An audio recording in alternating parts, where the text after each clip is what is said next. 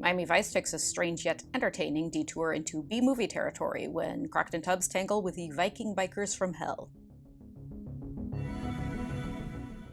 Viking Bikers from Hell was directed by James Quinn and was written by Dick Wolf and Michael Duggan from a story idea from legendary screenwriter John Milius, Oscar-nominated for Apocalypse Now. He is credited here as Walter Kurtz, which of course is the name of Marlon Brando's character in Apocalypse Now. I've mentioned before I was a screenwriting major at USC's film school, and we studied John Milius's works in my classes. Somehow we did not study his script for Viking Bikers from Hell. A Nietzsche-quoting murderous biker named Reb gets out of jail and rejoins his gang, the Violators. Reb is played by B-movie actor Reb Brown, who played Captain America in a pair of 1970s made-for-television movies, and who also starred in the awesomely trashy sci-fi film Space Mutiny, which was the subject of my all-time favorite episode of Mystery Science Theater 3000. Instead of reviewing this episode, I really just want to talk to you about Space Mutiny instead.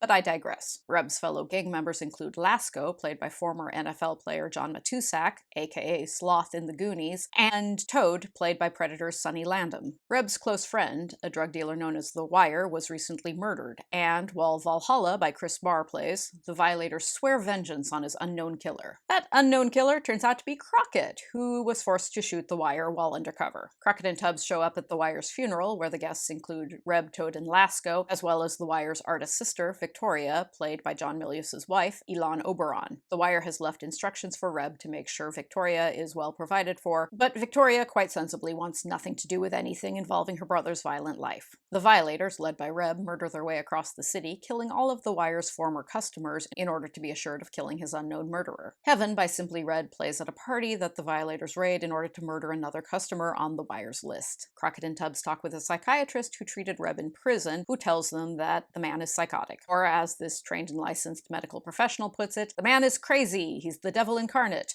which is probably not exactly how Reb's condition is phrased in the Diagnostic and Statistical Manual of Mental Disorders. In case we needed more proof that Reb is a bad egg, we see him being mean to a couple of pretty ladies that Lasco and Toad have brought back to their lair for sexy shenanigans. While utterly failing to protect one of the Wire's customers, Tubbs is ambushed by Reb, who shoots him in the head. But you know, he shoots him lightly in the head, so Tubbs is mostly okay. Switek, who has staked out Victoria's home, spots Reb when he pays her another visit and trails him back to his lair. Miami PD raid the lair and kill Toad and Lasco, but Reb takes off and is pursued by Crockett in a chase scene set to Tightrope Walk by the Damned. Crockett and Reb engage in a glorious no-holds-barred brawl, which ends with Crockett shooting Reb multiple times before falling with him off the deck of a ship into the water. Reb dies, and Crockett visits a recuperating Tubbs in the hospital. Every inch of this episode is a B-movie, down to that fantastic B-movie title. Like most B-movies, it's deeply stupid and shallow, and there are no deeper themes or nuances to it, and yet it's pretty entertaining. In Reb, we have a violent motorcycle-riding anti-hero who quotes Nietzsche and dreams of finding Valhalla, which is deeply silly, but it's not boring. And there are some entertainingly over-the-top directorial choices too, like this opening shot of a rotating Viking statue juxtaposed against the setting sun. It's a trashy, lurid, in-your-face episode, and I kind of love it. It's really not any good, but if you give me a choice between a sentimental character study about a DEA agent who falls into corruption while trying to raise money for her sick child, or a story about the Viking bikers from hell, I know what I'm going to pick. I probably shouldn't, but sometimes you have to go with the heart instead of the head, so I'm going to give this one 4 flamingos.